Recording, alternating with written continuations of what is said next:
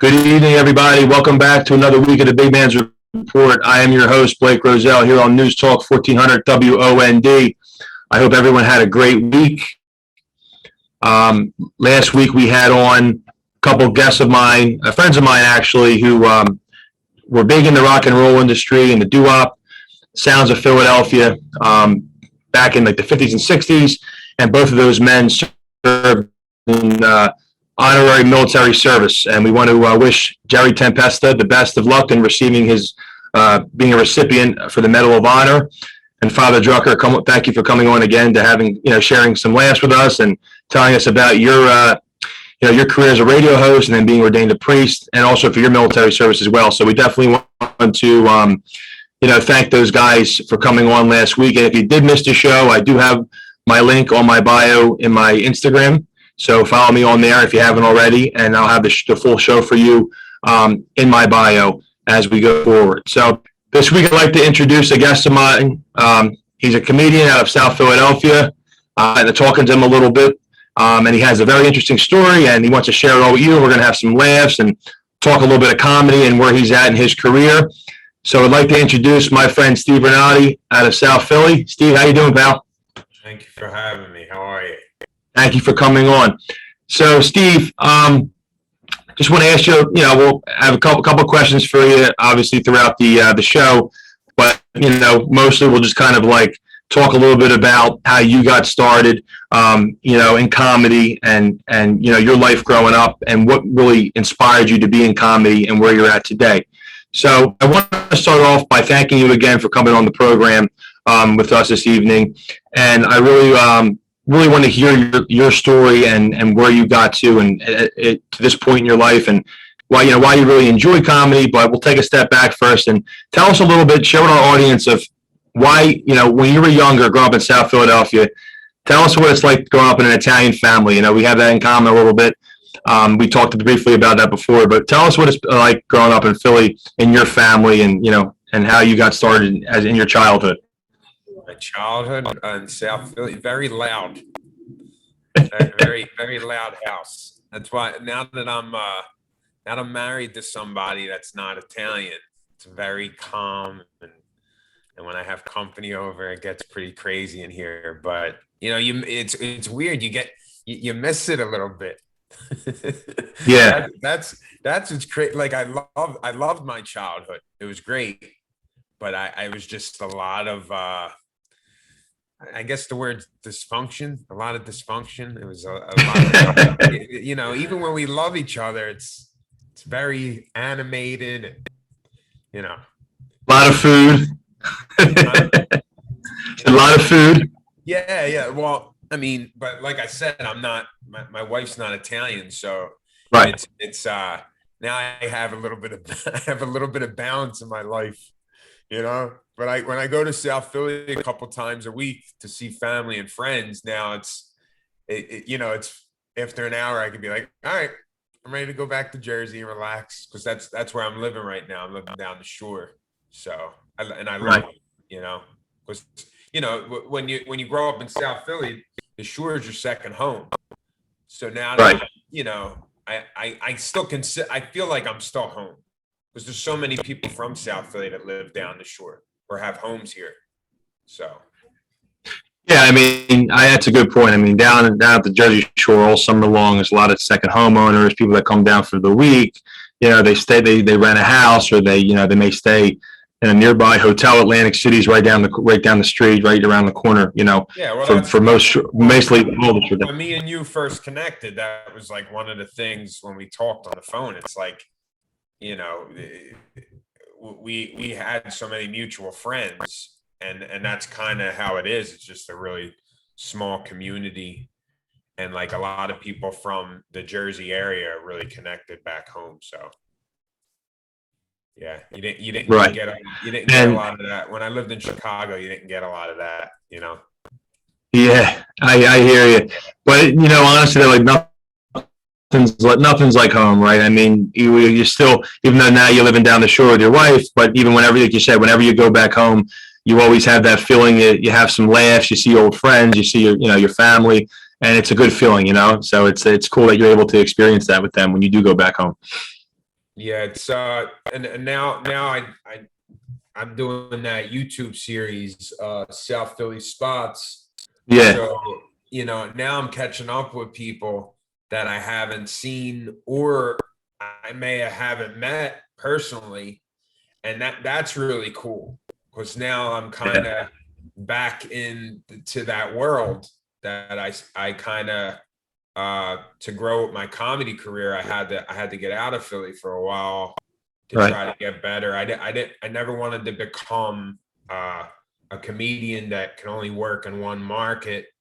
So I always wanted to end up doing comedy in places where you get more of a universal type of audience, like Chicago, New York. You tend to perform for people that may have never knew about South Philly or how we talk or how crazy it is. So, you learn to adjust to telling your stories and your jokes to different groups of people. So, Yeah, I mean, like that's a great point. So when you do go and you travel and you do your shows, your upbringing and your childhood, what you're used to, you're able to, and that's basically it could be what you do as part of your act. And so, when you open your shows and wherever you're performing, to be able to share all that with them, and then you have to explain it to them, and it makes yourself laugh a little bit too, right? Kind of like bringing well, back. what always makes me laugh is like if I tell a joke Yeah, and like something like that my dad might say to me, and there's people that aren't from South Philly, and they're just like, "Oh," like that you never want that reaction when you deliver a punchline, like, "Oh, did he really?" Oh, it's like because then after the show, I have like this mental thing with me where I have to wait for them to leave and explain to them that it's normal where we're yeah. from, like that tough love. Are you Italian? You're not Italian, are you? Well, I'm half Italian on my father's side. So my mother Your is last name, English. your last name is not Italian. Well, well, I'm going to explain that story too for our audiences. I think last week we actually, the Father Drucker on our show last week, actually, we got into that last week of how my last name originally is Roselli, but my Oh, grandfather's father, when he came over here, he couldn't get a job in Philadelphia back in the day because, back then they were discriminatory against Italians and not just Italians, but like anybody that lived in that neighborhood back in the day, they weren't hiring because it's the way it was back then. So my grandfather changed his name from Roselli to Roselle to get a job. So my grandfather Corman, which is my dad's now you got to change it back. right, but it's funny because we've always talked about it. Now my dad's brother, my uncle Frank, he's the best.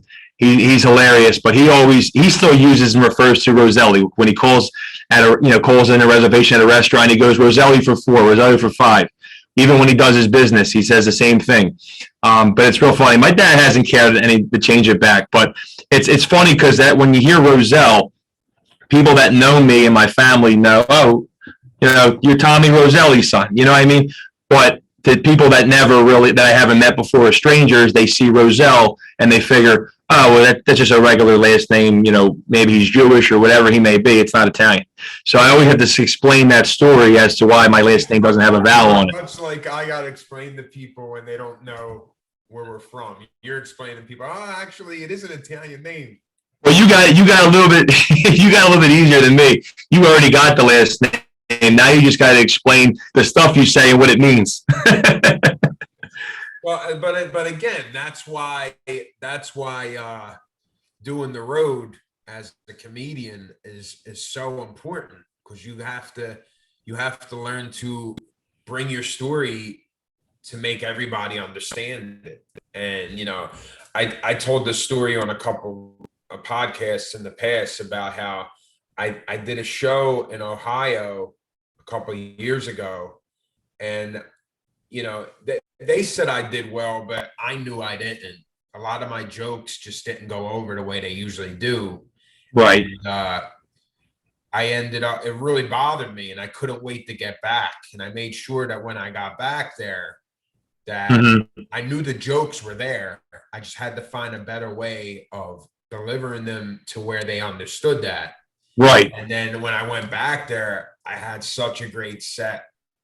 And that really boosted my confidence a lot. it made me understand that, you just have to make, comedy is like, one of my mentors that passed away a couple years ago, Chris Cotton, a comedian out of Philly.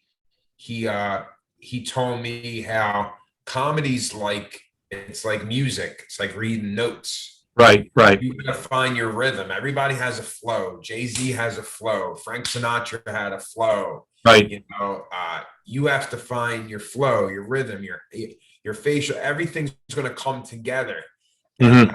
I got to be honest with you. Sometimes, like, I go back to a venue or a stage that I did really early on when I started, Yeah. and you're not afraid, but you're like, man, I didn't do well here. So it messes with you mentally, and then you get up there and you do what you do, and you're like, man, really, I am growing. This is crazy. I am growing. So I mean, yeah, doing the road is very, very important. It just helps you. It's like training. You're getting your muscles, Right. comedy muscle. Oh, of course. And anything you really do, I think the more you do it and the more you practice it, right? Repetition. And I say this with a lot of my guests that I have on. It really, obviously, you see the benefits as you go along, because the more you're doing it, the more you get comfortable, the more you get used to it.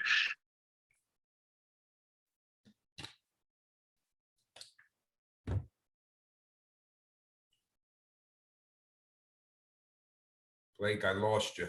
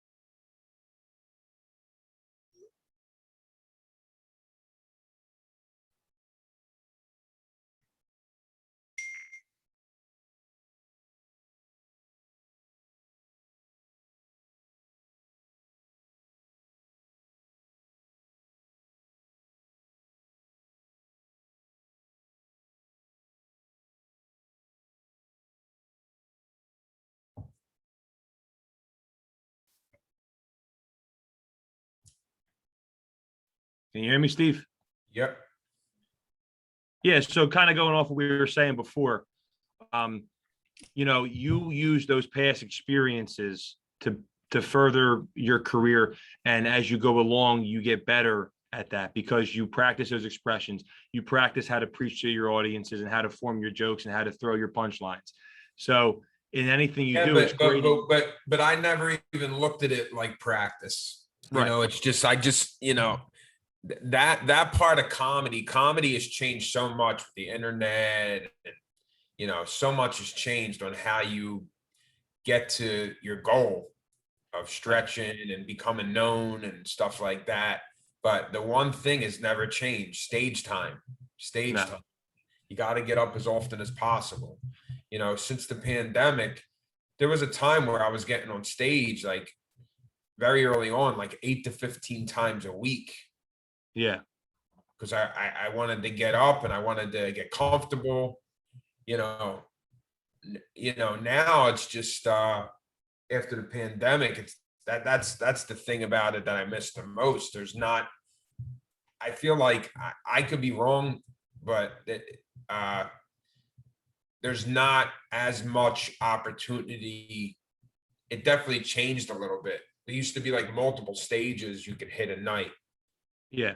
At any level. There used to be comedy shows, comedy clubs, bar shows, speakeasies, open mic nights at bars. Like, you could really work your muscle. But then the pandemic hit, and now it's not as easy to just find a place with a microphone where you can get in front of a crowd of people. That's why a lot of people are turning to virtual. Right. No, that's a good point which too. is a different thing. Like this is normal now, what we're doing. Yeah. You know, I thought I thought this was going to come and go.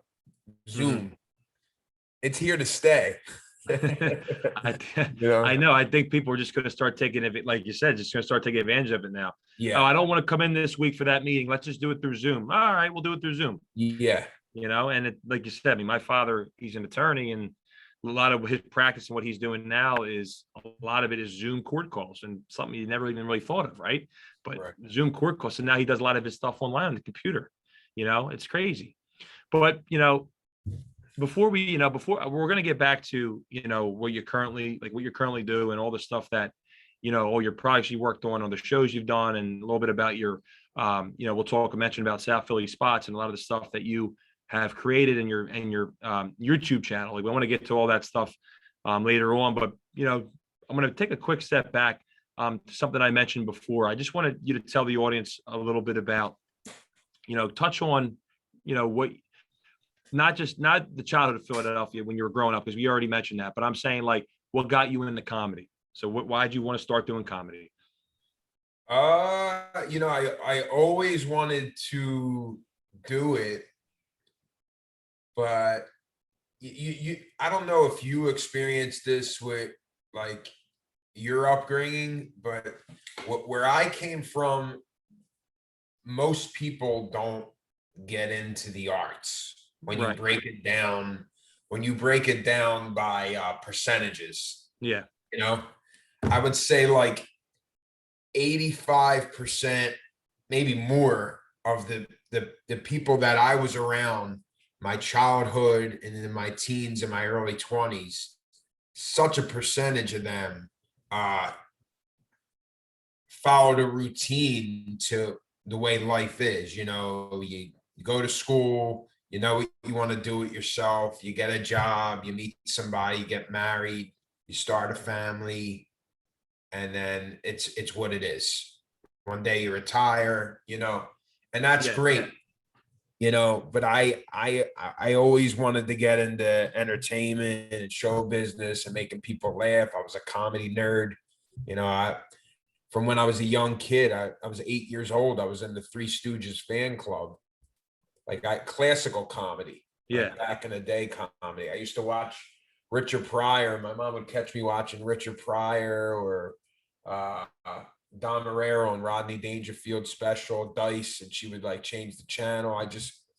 I was always a fan of it, and I wanted to do it, but it was just such a crazy thought. Like, how would I even start? Is it like a normal job? Do you just go and then you either got it or you don't? And it. My friends, one of my best friends from South Philly, his father was a stand-up for close to 15 years. Don Merle, and was the comedian's name. He passed away last year, but I turned to him very early on and asked him how I can get started. He came up in around the era that Kevin Hart was. He worked out at the same club as Kevin, and obviously Kevin became a superstar. But they came up together, and Don gave me a lot of advice that most of it is just you got to be around. You there, bro?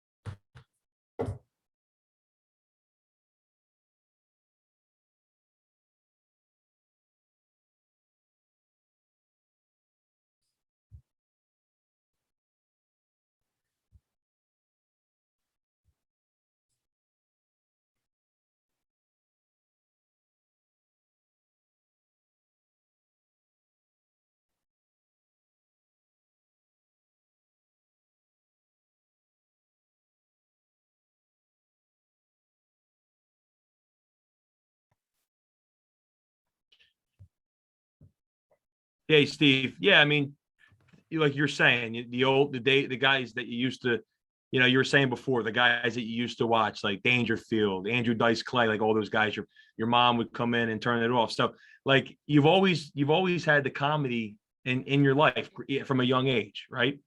Yeah. So that's awesome. So that just inspired you. I mean, you loved it as a young kid. You know what I'm saying? So a lot of people when they're growing up, they don't really know what they want to do until like they're older. But it seems Yeah. like it was cool. You were a certain personality where you knew what you wanted to do from a young age, which is great. I mean, it's cool that Yeah, you kind of figured yeah, it out. and yeah, you know what? I think as I get older, I'm in my mid-30s now.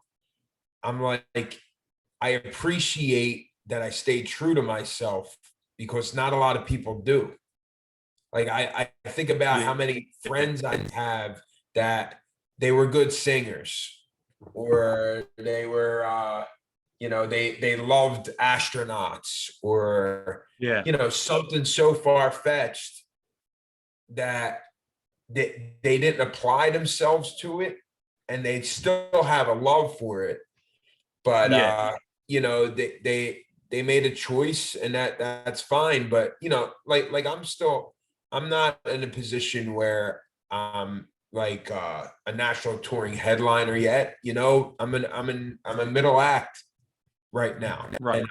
but I work at comedy every day, and I'm fairly known locally in the comedy world by comedians locally in the Philly area. Mhm. So Yep, that yep, itself, is in a way, I'm if anything, I'm most proud of that, is that I stuck to what I wanted to do.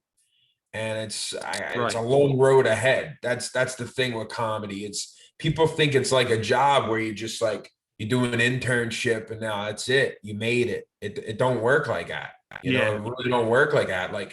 Like Dom Herrera, uh, to my understanding, he didn't catch his break till he was like 39. Yeah. Like Wow. like that's crazy. Like that, that's how long it took. Like he was in New York for a while doing a lot of clubs and working out and Yeah, finding his voice. And he caught a break in his late 30s. Rodney Dangerfield, late in life. He's known for someone that hit late. yeah, He was working a full-time job doing siding on houses. I love that story. yeah, He was doing siding on houses, and the lady said, "Oh, I think," she says to one of the guys working with him, "I think I seen him on the Tonight Show." And she yeah. went, "Oh, yeah, that's what he does on the side."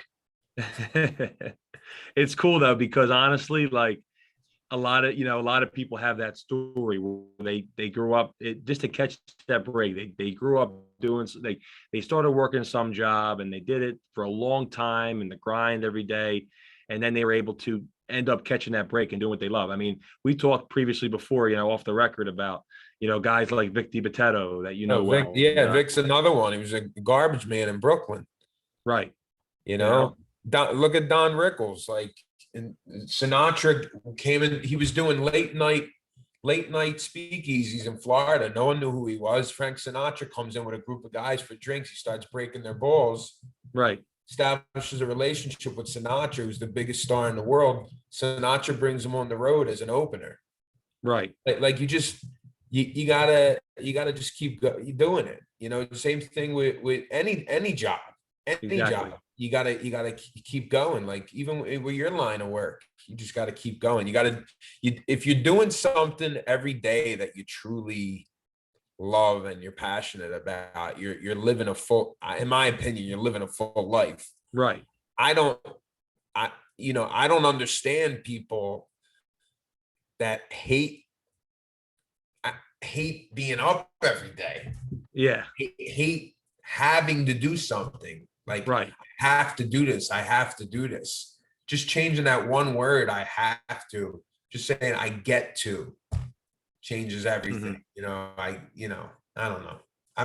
I'm deep when it comes to shit. Like, I can't say that word. Stuff like that. Stuff like that. Sorry, I'm gonna beat No, that. no, no, you're okay. So it's true. Like it's if you do something every day and you do it long enough and you develop a passion, and that's something that sticks with you and you really want to make something out of it, don't give up on it. Yeah, I'm curious when I'm gonna start really hating comedy, because like I still love it. I still love it, but there's so much of the business that's Yeah. brutal, Right. brutal. Like Yeah. you take a gig at my level, you take a gig in the middle of nowhere for shit pay, but you get on stage and you rock it out.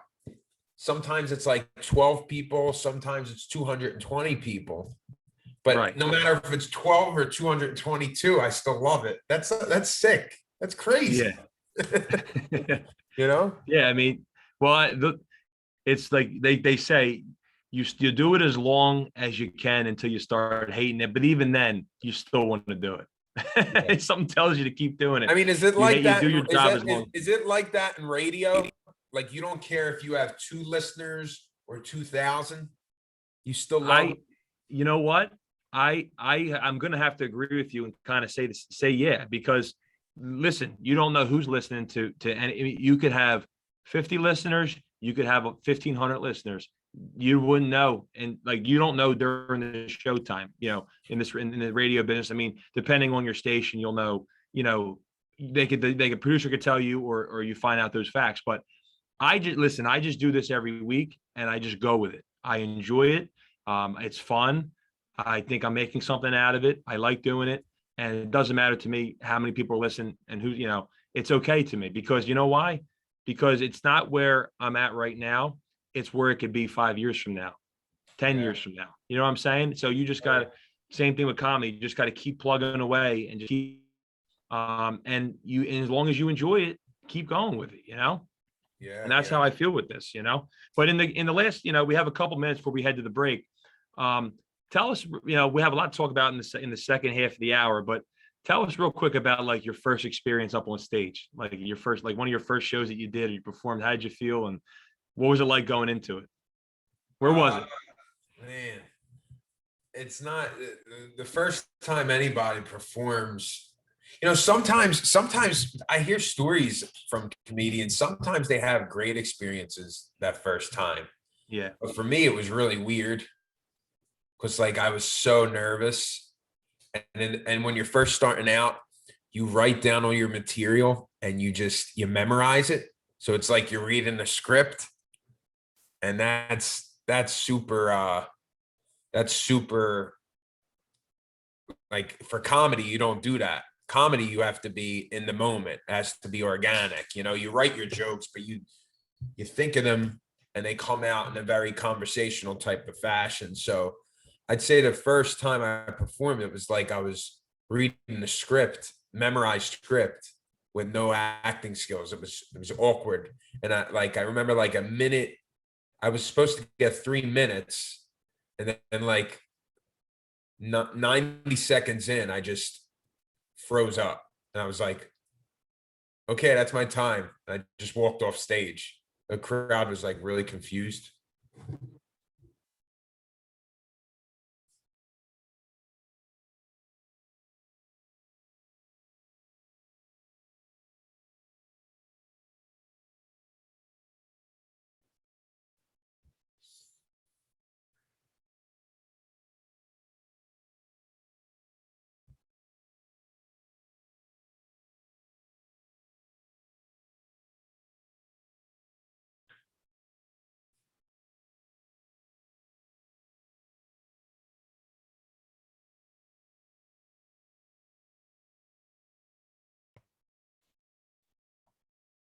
So Steve, yeah, tell us about, I mean, I know there's not really a first, you said like, there's not really like a first time, because you've kind of done so many performances and you've been in front of so many audiences, but like maybe just pick an experience that you choose that you want to share, of something like when you were first developing into the comedy world. What did you do? Like, what was one of the first shows that you would like to talk about that? One experience that definitely comes to mind.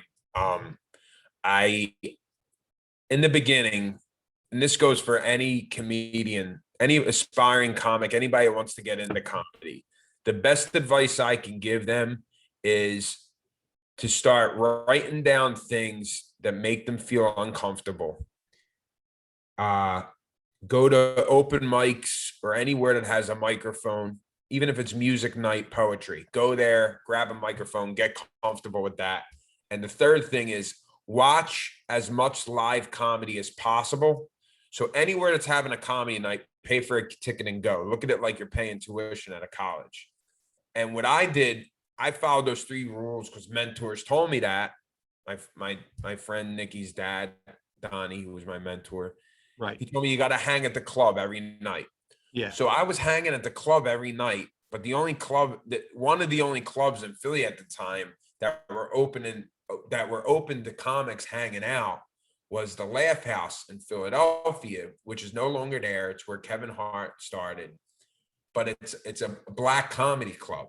Right. So I would come in there and treat it like work. So I would wear really nice clothes, like I was going to work. Sometimes I would be wearing a sports jacket, Italians were. I would be wearing jewelry, this and that. I'd go to the bar, I'd put money on the bar, I'd tip well. I'd sit in the back, I'd tip the staff, I'd buy this one a drink. Hey, you were really funny. I'm networking, but I'm trying to make impression so I become memorable. Yeah. So I remember one night, now mind you, I haven't performed at a comedy club yet. And I'm new. I'm doing open mics. I'm just trying to learn the craft. Exactly. There's a headliner that's performing on a Friday night. He's doing 2 shows. And he comes up to me after the first show and he goes, yo, I've been seeing you around, young buck. He's like, are you a comedian? And I said, yeah, I'm new. I'm just starting out. And I had a business card I made. So I handed him the business card. He goes, oh shit, that's legit. He goes, I don't know if I can say, oh damn, that's legit. He goes, He goes, how you want to do some time on the 10 o'clock show? Right. It's like, oh my God, it's a comedy club. I know you have to bomb. I know this is why I'm doing it. Am I ready? I don't think so, but I'm going to jump on the opportunity. Right. So I say to him, I'm like, yeah, I'll do some time. He's like, all right. He's like, here's what we're going to do. He goes, I'm going to bring you up first so you can warm them up. And then I'm going to come up. Now, any comedian knows this. There's a skill to being a warm-up host. You got to engage with the crowd. You got to ask them questions. You got to be in the moment. And you got to do your material. It's like a number of things. I wasn't ready to do that. That's a skill that comes with time. Right. I never had an opportunity like that. I was not ready. So when he tells me this, I start texting my dad, everybody on my phone. My father happens to be at a restaurant in Center City. He comes down with like all these dudes from South Philly, from the neighborhood, a whole crew. They're all bomb drunk. A couple of their daughters come. They were out to dinner with their daughters or whatever. Right. So like I have this section of Italian guys in a black comedy club. I go up there. When I tell you crickets. Yeah. Like, oh my God, that one hurt. That one hurt. Getting off stage. And Right.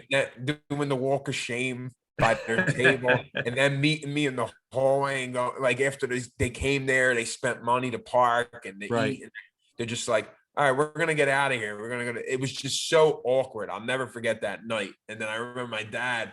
I go home and he's like trying to give me advice about stand up. He's like, you got to get up there and you got to not give a shit about anybody. I'm like, Well, in a sense, he's right though. I mean, you got to just be confident in yourself, and like you get a test of this. Be confident in yourself and do you, because if someone doesn't approve of you, but that's okay because other people will, and you got to do what you're comfortable with. You don't change for other people. Well, looking back at it now, I definitely learned from the experience, and here we are almost 10 years later, and I'm like, yeah, he is right. Because now that's how I am now. I'm careless. Right. Well, I grab the mic sometimes and I'm like, well, are you guys like, you guys know you're here for a comedy show? Like I do that a lot. Like if I was like, that's a good joke or that's a good thing, relax, but again, that comes with time, that kind of confidence. Yeah, Definitely. so that one hurt the most. I remember my girlfriend at the time, the next day we left for Jamaica, and the whole trip, this is how I knew I was going to do comedy. The whole trip, I was only a couple months in. All I kept talking about was, oh my God, I got to get back on stage. Yeah. I got to get back on stage. That was horrible. I want to do better. And that's sick, because some things happen, like a comedian that bombs early, one or two things happen. They quit and they never do it again. Yeah. Because it was so horrible and embarrassing. Me, I couldn't wait to redeem myself. Yeah. And it's so crazy. The next show my father comes to is when I opened for Dom Herrera at Helium like 2 years ago. He didn't come for years. And then he comes to that show and I opened for Dom Herrera. He came out with all his friends, and I had a really, really, really good set. And I opened for a comedic legend. That's awesome. From the Philly area. And it was that was a great night. I'll never forget that. That was a good feeling in itself, just to kind of like, just open it up for him and being in your hometown. You're like, this feels good. It was a great night. Yeah. No, that's cool. And that's awesome, because you're going to have those experiences along the way, especially early on. You're going to feel like, did I do this right? Did I say something that was off? How did the crowd read me? Right. But then again, like your father said, you just go out there and be you, be funny, be comfortable, because you're the best version, of yourself. And that just takes it a long way, and you'll learn. And obviously you've learned that along the way in your career so far, and you've only went up from here, so that definitely, having that in the back of your mind helps going forward. You know what I mean? Oh yeah, bro. But we're going to take a quick break, and we'll be right back here on the Big Man's Report on News Talk 1400 WOND. I am your host, Blake Roselle. And if you would like to call in and chime into our conversation, if you have any questions for Steve, you can call in at 609-927-1100, 609-927-1100. And also, we are being brought to you by Ocean First Bank Studios here in Linwood. We will be right back. You don't want to miss it. Catch us after the break.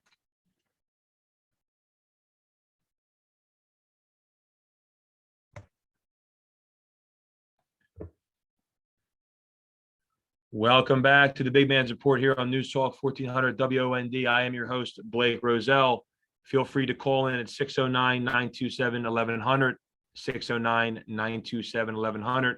If you have any questions for myself or our guest this hour, Steve Rinaldi is on with us, a comedian from South Philadelphia. We've had a great conversation in the first half of the hour of Steve telling us a little bit about his life, and growing up into comedy and a lot of the shows that he's done in the start of his career and now where he's going. So the last couple minutes of the show, we're going to talk a little bit about some of the stuff he's going to be doing in the future, and shows that he has booked ahead that you definitely can look into. And we will talk to you also about, Steve will talk to you about how you can get in touch with his comedy. Check out his YouTube page, his Instagram, and his website that he's also going to share with you too. So Steve, in the time that we had remaining, and thanks again, man, for coming on the program. This is really good for our audience, our listeners, especially those who are really into comedy and they want to check you out and see what you're all about. So tell us about some of the shows you have coming up in the future, and what you have booked that you know of off the top of your head that you would like to share with the audience. And then we'll get into a little bit about how we can get in touch with you on social media. Penciled in. I got 2 dates. I got 3 dates in September right now. I'm doing the Albany Funny Bone, upstate New York. Not sure if anybody has any ties up there. That's September 2nd. I'm at the Philly Punchline with comedian Paul Verzi that does the Anything Better podcast with Bill Burr. That's going to be a good one. That's at the Philly Punchline. Forget the exact date. I just found out I'm opening for my buddy's album taping at Helium Comedy Club in the middle of September as well. I'm getting my own show at Helium Comedy Club starting in October. They're giving me my own comedy night. Congratulations on that. Yeah, that's really exciting. That's the club I started at doing open mics. And then, 9 years later, full circle, they're going to give me my own comedy night. It's 7 for 7. It's where you can get 7 comedians for $7. A concept I came up with to That's great. showcase. I host. I'm up there the whole time. I bring them up. But all those dates, all those shows, my podcast, Ball Breaking with Mike and Steve, my new series, South Philly Spots, that's all on my website, SteveRinaldiComedy.com, on my social media. Right. Now, Steve, real quick, we're going to get back to that in a minute, but I wanted to go off the South Philly Spots. When you created the South Philly Spots channel, now I remember I watch a lot of the videos that you were doing with that. Now that is that kind of like a feel good, take me back home, how I grew up, let me visit the local businesses. Now that's not there's a little comedy involved with that, but it's not all about comedy. Am I correct on that? Yeah, well, I didn't,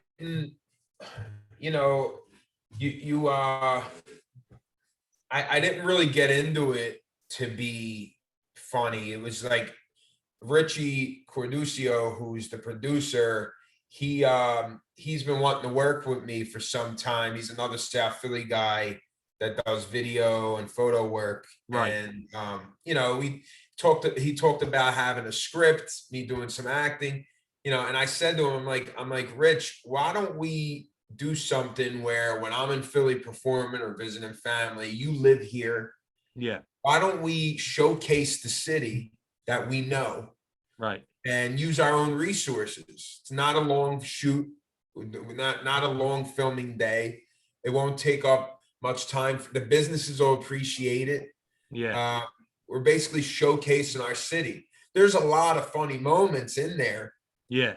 And a lot of that's just from Richie just being great with catching funny moments happening. But that's just the side of my life. That's who I am. That's where I'm from.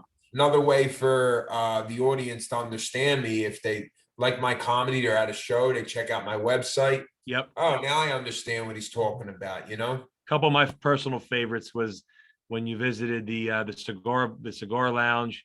And that was a funny video. That was a cool video to get that kind of feel in the cigar lounge. And when you visit the old Italian tailor, because not many of them around anymore. The old Italian tailor, I mean, they're great. And then I believe the New York bakery, the old school bakery you went to, they were all good ones. Yeah. Definitely got to check out.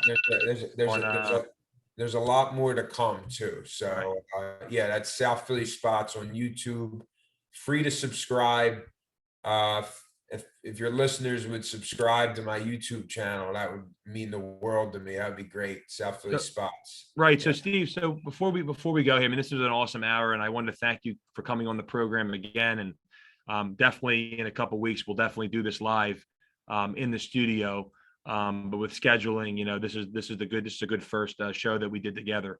Just tell our audience again about your Instagram page, how your handle, how they can follow you on there, and about your SteveRinaldiComedy.com. Just kind of plug that real quick so we have it for our viewers. Yes. So all that's on SteveRinaldi.com. My Instagram, like when they go on the page, all that stuff will be there. It'll say follow on social, and they click it. Photos of past acts I've worked with, some small comedic sets that I posted just so people get an idea of my comedy, which I do have to update, put new content up there. But it's just for people that aren't familiar with my act, they could get a look at some of the stuff that I do. SteveRinaldiComedy.com. Thank you. There you have it, guys. SteveRinaldiComedy.com. Definitely check out my man, Steve. We will have him on the program again in a few weeks, and we will see where he's at and some of his shows that he has coming up. But in the meantime, check him out on social media. Steve, I wanted to thank you again for coming on the show tonight, and we look forward to doing it again real soon. Thank you, buddy. I appreciate it. All right, much success to you, and good luck with your shows, and we'll talk to you in a couple of weeks. I am Blake Roselle of the Big Man's Report here on News Talk 1400 WOND. I am your host, Blake Roselle, and we will see you all here right back in this studio next week. Have a great week, everyone.